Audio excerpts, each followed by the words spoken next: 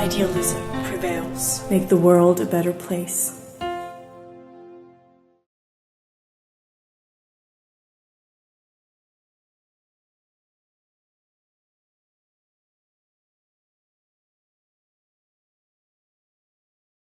Hello and welcome to our podcast here at WIPEC. Since the last podcast, the situation in Ukraine has changed, but not for the better. Russian troops are making progress and Ukraine starts lacking weapons and ammunition to defend itself. As always, I welcome political scientist Professor Gerhard Mangot. Good morning. Good morning. And my colleague, Alexandra Stipsic. Good morning. Good morning, Dobrý den. Let's start with the situation on the ground in the east. In the last weeks, I started watching the Austrian Military Academy's strategic analysis. I guess you know them. They are quite good in my opinion. They're making it in German and English. And from there I learned, for example, that the front is already more than 1,000 kilometers long now. But at the moment, all eyes are on the battle in Sievierodonetsk. What is so special about this city and how is the situation right now? What can you tell us? Well, actually, if the Russians would manage to get hold of the whole of Severodonetsk and also the neighboring city of Lysychansk, they will be able to actually isolate thousands of Ukrainian troops, which they could actually then not just take as prisoners, but they would simply kill them to weaken the Ukrainian side. And if the Russians succeed with getting control over these two cities, almost the whole of the Luhansk province of Ukraine will be under Russian control. So about 80% of the Donbas, which is made up by the two provinces, Donetsk and Luhansk, will be under Russian military occupation, and just 20% of the territory left in the province of Donetsk for the Russians to conquer. So this is a crucial week, I think, that we are in now, because the battle over Severodonetsk will be decided this week or maybe in the next 10 days. And then the assault on Lysychansk will take place. And if the Russians, as I've said, manage to defeat the Ukrainian army in both cities, they will be in a perfect position to get on with conquering the rest of the Donbas. May I come in here? Chris, you've mentioned it in your opening statement.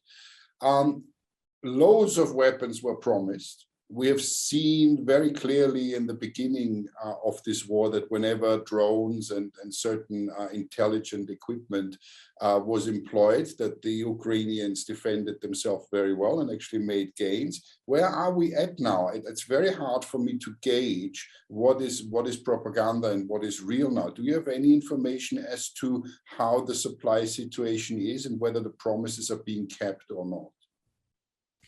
Well, they had a lot of promises, but many of the Western actors that promised military equipment to Ukraine have not lived up to their promise, at least not to the extent they had promised initially. And what we also see is that what will be delivered is getting to Ukraine only very, very slowly.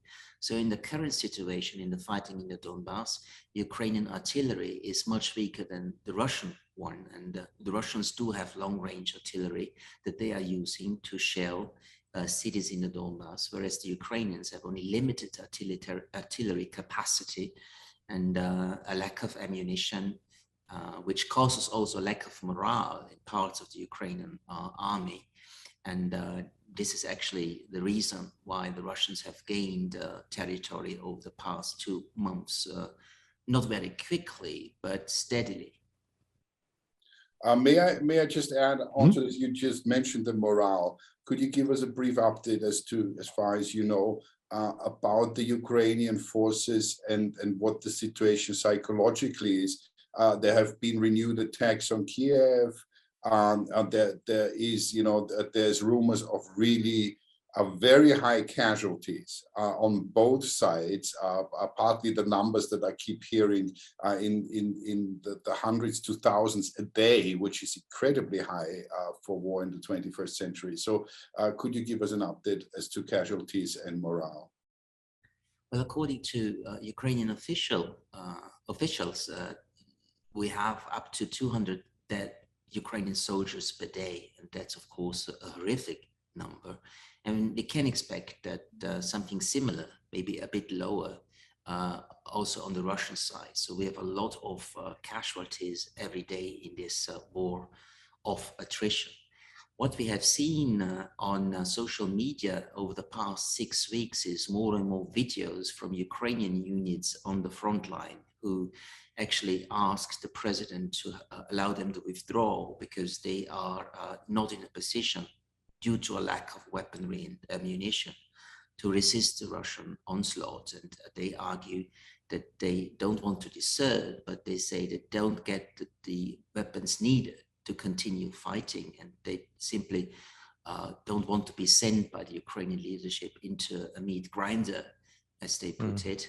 So yes, there is a decrease in morale on the Ukrainian side, which is of course also caused by the lack of success against the Russian side, particularly in the Donbas. We have some success of the Ukrainian army in the south of the country, in the vicinity of the city of Kherson. But in the Donbas, they are actually on the losing side, at least for the moment, and that of course undermines morale. But we also can expect that we have morale problems on the Russian side as well. We do have reports that units don't want to implement orders by their officers, that they rebel against the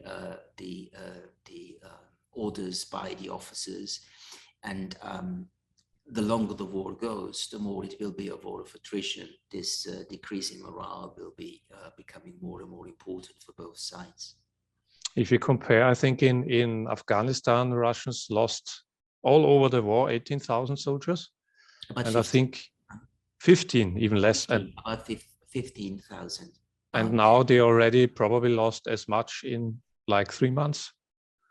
So, yes, the casualty figures are enormously high, which of course also undermines morale on the Russian side. And the heavy casualties that the Russians took, particularly in the initial 6 to 8 weeks, was particularly due to poor planning, pure implementation of battle plans. In the past 2 months, the Russians have changed their tactics. They are now using long-range artillery to shell Ukrainian positions and cities. And only when they have actually caused a great number of casualties on the Ukrainian side, it destroyed a lot of Ukrainian equipment, they move forward with their infantry. And this new strategy, of course, is trying to lower the number of casualties on the Russian side, because at the end of the day, if the initial losses had continued for the whole 4 months that we have this war now, the Russians would have a serious lack of infantry. And that is something that they cannot cope with unless there's a general mobilization by the Russian leadership. But Putin is hesitant to call for a general mobilization, and I do not expect it in the forthcoming weeks. Yes, so sorry, pardon, I've got a little hailstorm coming down outside my window. It's not a Russian attack yet. Bad joke. Let me ask you, Zelensky said that until August, he's not planning to hold any negotiations with the Russians. General Petraeus, or ex-general in America yesterday, said, despite the analysis which he gave pretty much as you just did of a prolonged war that we can see now, he still gives the Ukrainians the upper hand potentially due to them defending their own country. How do you see, it's hard to say, of course, but how do you see the progression now? There are rumors that the Ukrainians are preparing for a counterattack coming up from the southwest, to put pressure up there. Or can we, or could we speculate that the original plan of cutting off Luhansk and Donbas is actually going to be where we are going to touch down in August and then start negotiations? I know this is speculation, but let's go there. Well, Zelensky has frequently announced counteroffensives, and he has said that we will do so if we get all the weaponry and ammunition promised by Western countries. And he even said that these counteroffensives will, given the Western military support, be quite successful, and they will be able to push back the Russian forces in the Donbas. And then from a strengthened negotiation position, they will enter into talks with the Russians if the Russians are ready to talk with the Ukrainian side. These are very optimistic prognoses. Some military experts don't believe that the Ukrainians will be in a position to launch counter offensives, because it's much easier, of course, to defend territory than to regain control of occupied territory. So this will be a huge challenge for the Ukrainian army, even with Western military support. But I'm not a military expert, so let's wait and see if they indeed will launch such offensives and if they indeed will be successful. But as you said, the Ukrainians do not only focus on the Donbas. Of course, that's the main region where they try to stop the Russian onslaught, but they also fight against Russian forces in the south, trying to regain control of Kherson, the city of the Kherson region in Ukraine's south. So they will not actually engage just on one front line, but on two or more, to force the Russians to disperse their forces and to be unable to continue concentrating most of their soldiers on the fighting in the Donbas. Since a few weeks, President Zelensky claims that Ukraine will retake all occupied territories, including Crimea. Is this foremost to put pressure on the West to deliver the heavy weaponry faster, especially faster, or to boost Ukrainian morale? And does he really believe that this is possible? Or is it just to boost the morale of the army? Well, Zelensky has frequently changed his position. For quite a couple of times he said, our goal is to restore the front line at the status quo ante, so the front line where it was before Russia launched this invasion. Then the next day he says, no, we want to liberate all the territory from Russian forces, which of course would mean reconquering the separatist regions in the southeast, and of course Crimea and Sevastopol, the port city on the Crimean Peninsula. This also indicates that Zelensky probably is under pressure within the political elite of Ukraine, what the war goals should be.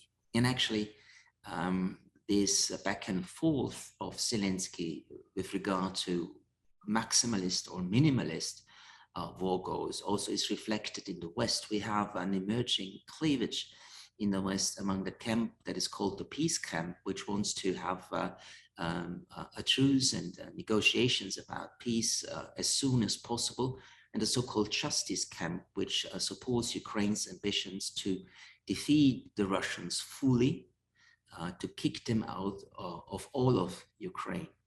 And the latter camp supports Zelensky's ambitions to reconquer all of the Ukrainian territory, everything that was lost since 2014.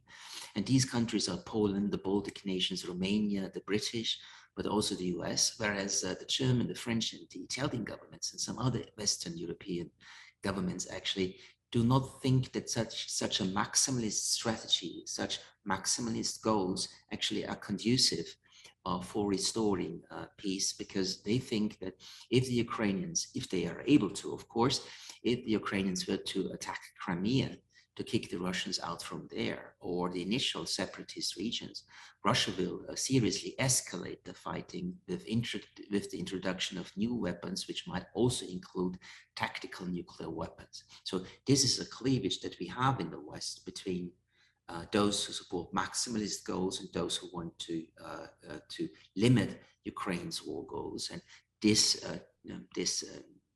cleavage, or this dividing line, we also have in the Ukrainian leadership, and we will see how it will play out.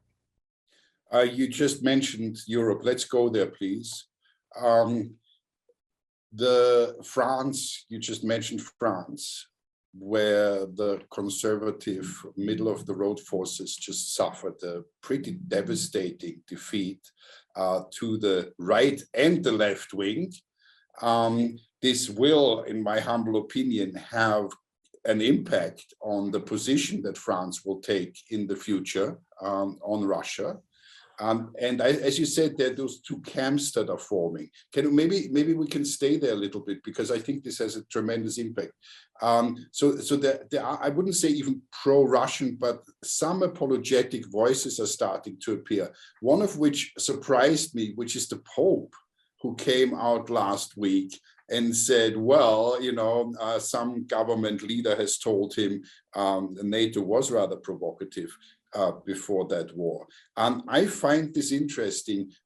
Do you think this is because Europe is, and the rest of the world, seriously beginning to suffer also from the energy situation, and is afraid of Putin, who just likened himself to Peter the Great and has threatened Kazakhstan? I mean, what I mean, the simple question is, are we not going to pull back the whole world and say justice is not important so much? We just try to make peace now because Putin will go on and he will keep fighting against the West. Well, the Europeans are feeling the heat of the war, of course, the consequences of the war, which has increased inflation in Western economies, which had been on the rise already before the war, but by the war, inflation is now even higher, given a rise in food prices, and particularly the rise in the price of energy carriers, oil and gas particularly. So Western societies actually will come under stress. People will ask, in all or in most of the Western countries will ask, should we really accept these financial and social costs in our countries just because our political elite's ambition is to support Ukraine against Russia's aggression? So I think these voices will become louder and the governments will have to respond. And this will be particularly true if Russians cut the gas supplies to European Union countries, which will cause a lot of economic and financial friction and increase inflation even further. Russia's decision to block Ukrainian grain exports and to lower the Russian grain exports will increase food prices internationally. And this will lead to a situation where some countries, particularly African countries, will not be able to feed their population, which might cause a new wave of refugees, which will of course also flee and migrate to the European Union, which will put even more stress on these political systems and societies. So I do think there is a deliberate strategy on the Russian side to do everything they can to undermine the coherence and cohesion of Western societies in order to make the governments of the EU and Western countries to rethink their strong commitment to the defense of Ukraine. I do think that this is a deliberate strategy, and what we can see in many countries, of course, is already what we can call a Ukraine war fatigue.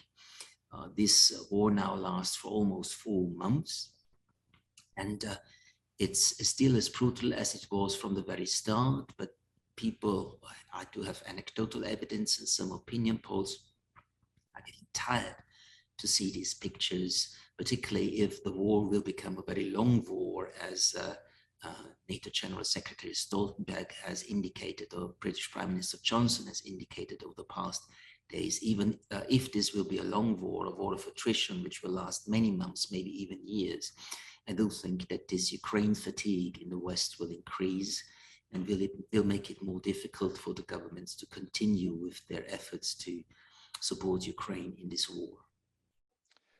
Concerning migration, we have already seen that the numbers are going up. As I heard yesterday, that we already have more migrants in Austria now than we had 1 year ago, coming over the Balkan route. With the grain, of course, I've already read that Russia sent one of their ships to Africa, now telling the people, of course, Vladimir Putin is bringing you grain. So he will gain popularity there, of course. And with gas, we've seen already now that especially the 3 countries that have been to Kiev last week, namely France, Germany, and Italy, are now getting reduced gas deliveries. For the last point, is this definitely no technical issue that Russia is claiming, or is it a mixture, or is it already politics from Putin that the gas is not delivered? Well, technical difficulties may play a very minor role, but the major reason, of course, for the cut of gas supplies or the diminishing volume of Russian gas supplies to European countries, particularly to the 3 European countries you mentioned, is deliberate and is an arbitrary move. What he wants to send to these countries is that if we cut off the gas, your economies will face, particularly the German and the Italian or Austrian economy for that matter, will face serious difficulties. With sending less gas now, he's making more difficult for European nations, including Austria, to fill their gas storage sites, which would help them to survive the winter, even if Russia cuts off all of the gas in the fall or early winter. And so this goal of European governments to have full storage capacity will of course be not achieved if the Russians continue to deliver only so small volumes of gas or even less. On the other hand, I have to say, not taking the side of Russia, of course, but let's have a very distant and objective look at the matter. The European Union has prepared and also implemented 6 sanctions packages against Russia, which do have enormous impact on the Russian economy, the social sector and the social sphere, the financial sector and the social sphere. So what we see is now Russia simply retaliating. This is what they can do with energy carrier deliveries. That's what they can particularly do with gas. So in a sense, the Russians are just, as I've said, retaliating for Western action. And that is also something that will have to be answered by the political class in Europe. Are we ready to accept serious difficulties, economic, financial, and social, if the Russians cut off gas supplies because we want to support Ukraine against Russia's aggression? Or will we see a rethinking in some of the European governments that no more sanctions should be adopted, no more sanctions should be implemented in order to prevent the Russian side from cutting off all the gas deliveries? But then again, you have those who say that's appeasement, and that's something that is actually unacceptable for Western democratic societies. But well, leaving all that moral talk aside, I'm eager to see how this will change the calculus of European governments over the next weeks and months. Well, last week, the calculus was, let's put Ukraine on a fast track to membership. How clever that was, I leave to others to decide. I don't think it was particularly clever. But may I, if you allow me, I would like to take this a little bit to a meta stage.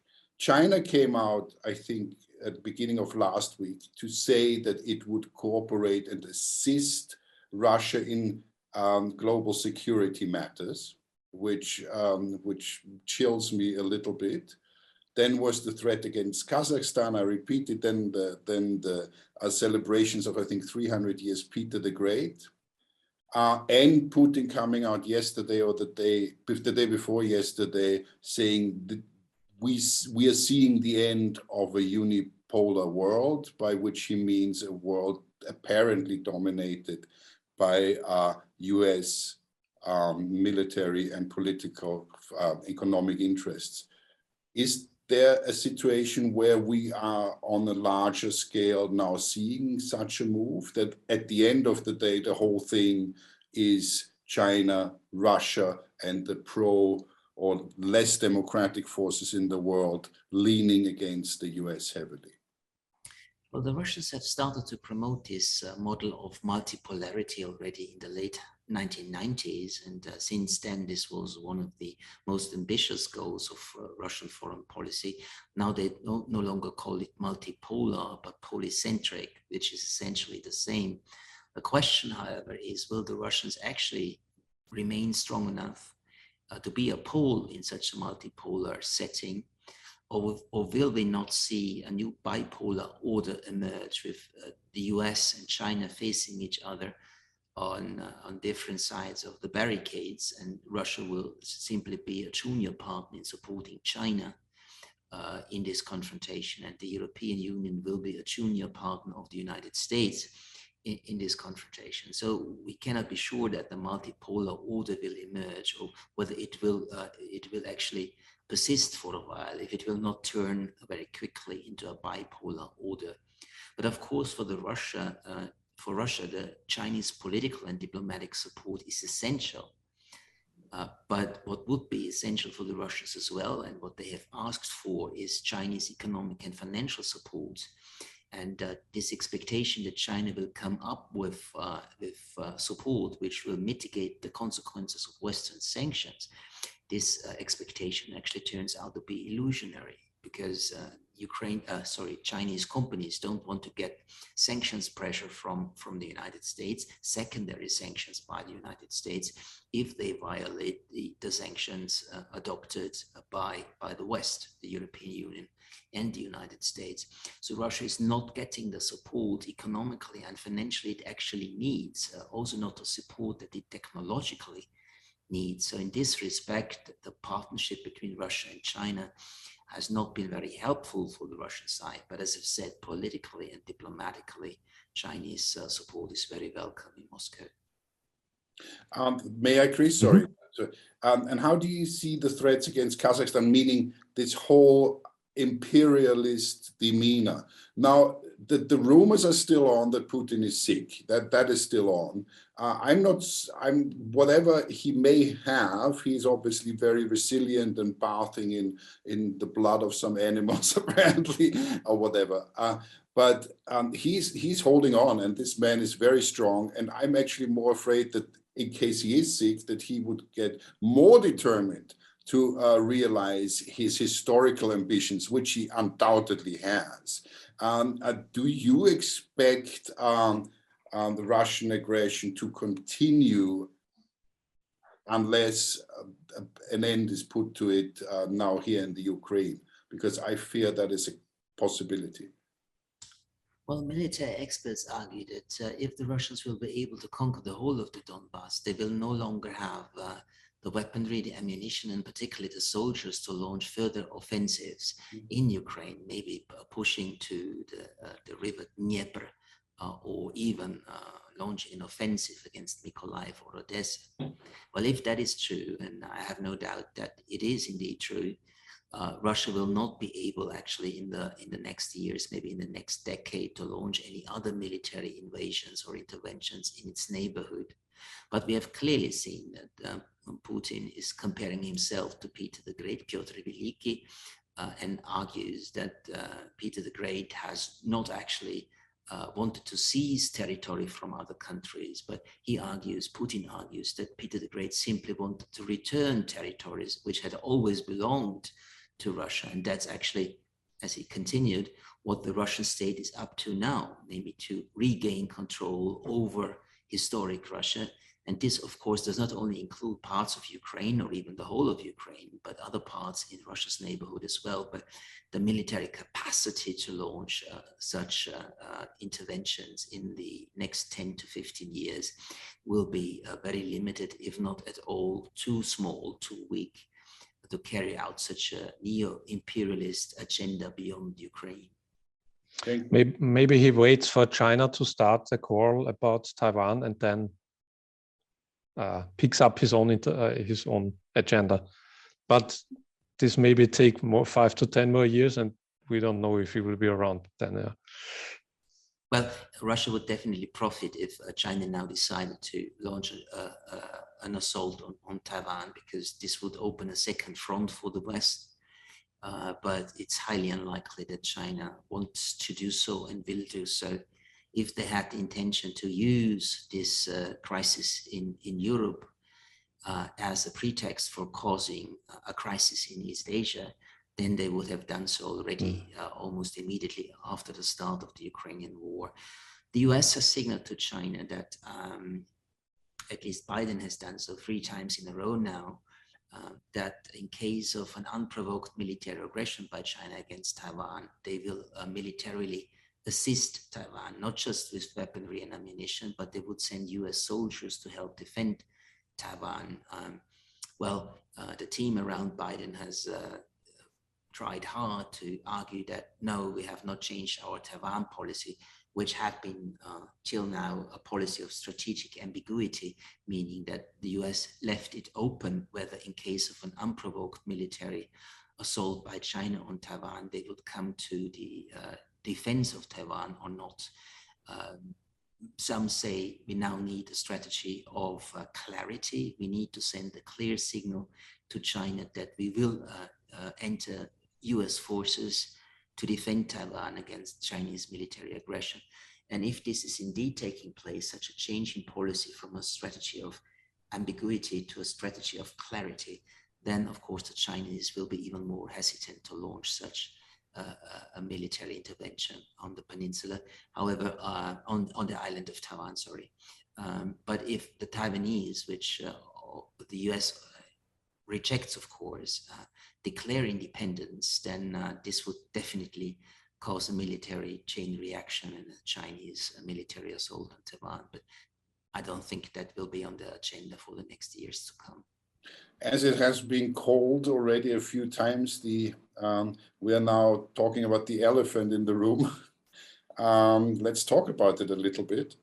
This is very fascinating to me, what is going on in the US that is increasingly, again, divided. We have the hearings concerning the sedition or the attempted sedition. The 6th of January is becoming apparently clear that the former President Trump actually did what we all suspected, which I think people are not really here understanding what that actually means. I think in America neither. So let me ask, this has an impact, I think, on the whole Ukraine situation and everything. I hear from you that you take the US very seriously and that China apparently is also taking it seriously in the sense that militarily they're still the might that they are. But we are having elections again, presidential elections in 2 years plus. And should somebody like Trump come in again, this would change tremendously what goes on in this situation also with Putin. Should Putin be around, anyone following him who is of like mind. Is the US currently being underestimated? I mean that in the sense of its deep inner coherence as a military force for what we call democracy. Are there not many that are seeing the weakness, the apparent weakness of Biden, which is almost sadly comical? And is that not something that is provoking, certainly also to a point, Putin and certain also forces in Europe to make the mistake or to dare to challenge the US more than would otherwise be the case with a strong leadership? Well, the United States political system is still quite dysfunctional, and the political situation is quite polarized in the United States and will remain so in the coming years. Biden is already weak, particularly by the economic and social situation in the United States, with record high inflation rates that the US has not seen for the past 40 years. And of course, this causes discontent and unease in the US society. And Biden will get weaker as a consequence when he will lose the midterm elections to the Senate and the House of Representatives, to parts of the Senate and the House of Representatives in November of this year, which might result in Republican majorities in both houses of Congress. And such a weakened president actually will maybe lose the support of his party, the Democratic Party, to run for a second term in 2024. And it's very likely that it's likely that in 2024, we will see Trump or a Trump-like candidate regain the White House for the Republicans. And if you will see this America First strategy that Trump has pursued with the next president of the United States, then of course this will have an impact on the commitments of the US to Europe, to the European security, and maybe also to Ukraine. on the other hand, at the moment at least, we have to say that there is bipartisan support for strong backing of Ukraine, for strong military and financial support of Ukraine. Congress has authorized more than $50 billion in military and humanitarian and financial aid for Ukraine. So at the moment at least, both parties are in support of such active US interference in this war. But it might change over the next months and years, and it might definitely change if we will have America first, make America great again, president again in 2024. If not Trump, then maybe somebody from his clan, yeah. Yes. Quite possibly, yeah. I have one last question, also from the global view. The Wall Street Journal last week or 2 weeks ago wrote that India is buying Russian oil to a cheap price and then refining it and selling it to Europe with a premium. So they are not really supporting the sanctions at all. China, of course, never imported as much Russian oil as in May 2022, as we just read today. We had in St. Petersburg last week an economic summit with over 70 countries participating. So it seems that outside of NATO and Europe, the support for the sanctions and also for ousting Vladimir Putin is not really strong. So maybe do our politicians realize this? That there is definitely a division in the world and is not everybody against Putin? Well, Russia is definitely isolated by the political West, or the collective West, if you may call it this way. But as you've said, the world is much bigger than the West, and sometimes the West thinks the West still dominates the international order. There are other countries who have divergent views and different views. There are China and India, of course, who are backing the Russian side, or at least the Indians not condemning the Russian aggression in Ukraine and trying to make economic and financial profit of the new situation by buying cheap Russian energy carriers such as coal and oil. We have quite many African countries who have abstained during the vote in the United Nations General Assembly on condemning the Russian invasion. They have not actually condemned Russia, and they have not imposed sanctions. A NATO country like Turkey has not imposed sanctions. Israel has not imposed sanctions. There are many Arab countries, particularly the Gulf monarchies, who have resisted Western pressure to condemn Russia's actions. And this is true also for some Asian nations beyond India and China. And this is also true for some Latin American countries. So Russia is not isolated globally. It's isolated by the West. Of course, Western sanctions hurt Russia most, even if some other fringe countries would impose sanctions on Russia as well. Their sanctions wouldn't have such an impact on the Russian economy and its financial sector. So the Russians are feeling the heat by Western sanctions and Western political isolation efforts.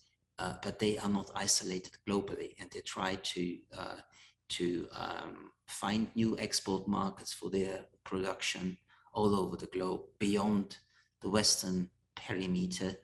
And they also seek other suppliers of goods and services and even technologies to Russia from other countries such as China, India, and several others. Thank you. I may, for my last question, I would like to return to Europe and especially to Russia, which I consider in a way to at least be a part of the European continent.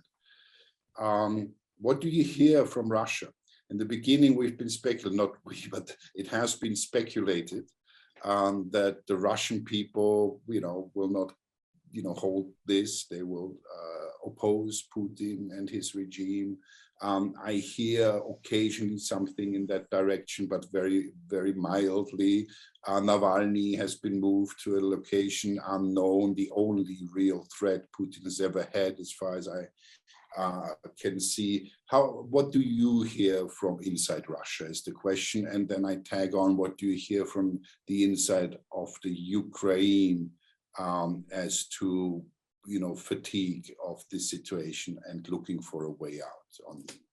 Well, a majority of the Russian population is still backing and supporting this special military operations, as the Russians prefer to call it, this spetsoperatsia. For various reasons, some indeed support the geopolitical ambitions of the Russian leadership. Others actually are politically apathetic and simply accept that this war is now happening. Others vary about the war, but they think Putin will probably know why he has launched this war. Maybe he knows something that we do not know. So we can still say that the majority of the Russians are not opposed to this war, to put it more carefully. The number of Russians which is opposed to the war, wants to end it and wants to get rid of Vladimir Putin, is just a minority of young, urban, middle-class people in the large cities of Russia, particularly in Moscow and St. Petersburg.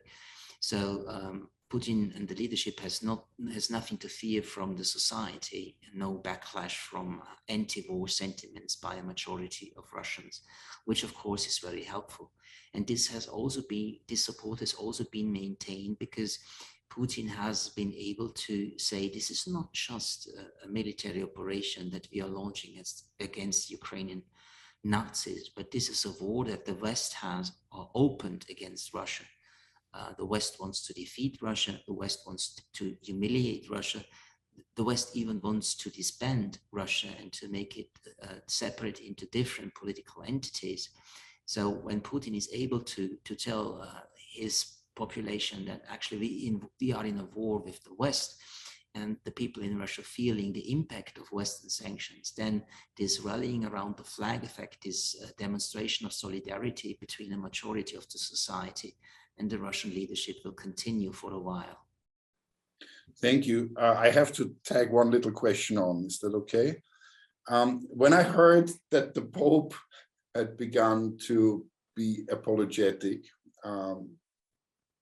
that was a little bit weird, but then I looked at it again and I thought, if you look at those forces which seem to understand Putin better than others, the more extreme left, the more extreme right, the countries that you've mentioned, then I would say those are all forces that are not all that keen on what we call liberal democracy.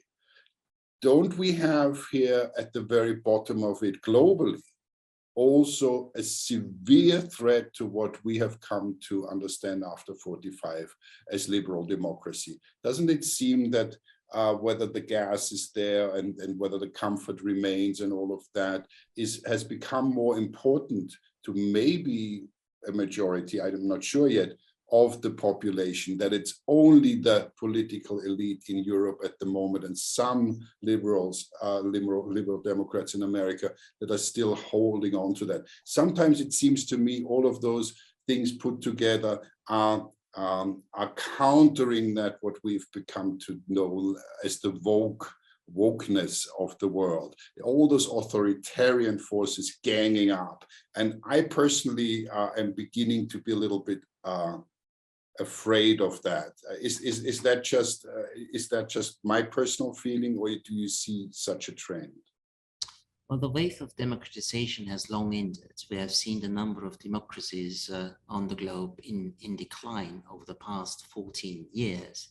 So it's definitely the case that in many places authoritarian forces are regaining the upper hand and democracy is sidelined, democratic institutions abolished, and authoritarian rule reinstituted. That's definitely a process that we can observe globally.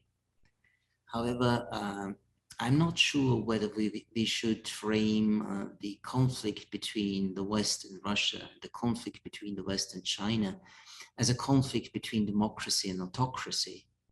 Of course, it's true that Russia is a deeply repressive authoritarian system. The same is true for China as well, of course. So, of course, they are authoritarians, and we in the West have more or less stable liberal democracies without any deficiencies.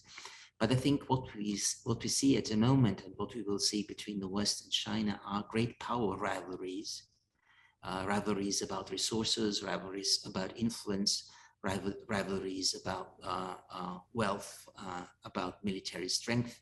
And this debate that we in the West are now in a process where we have to defend our democracies against autocracies is something like an effort in ideologizing what is essentially a material great power rivalry between the countries that I've mentioned before.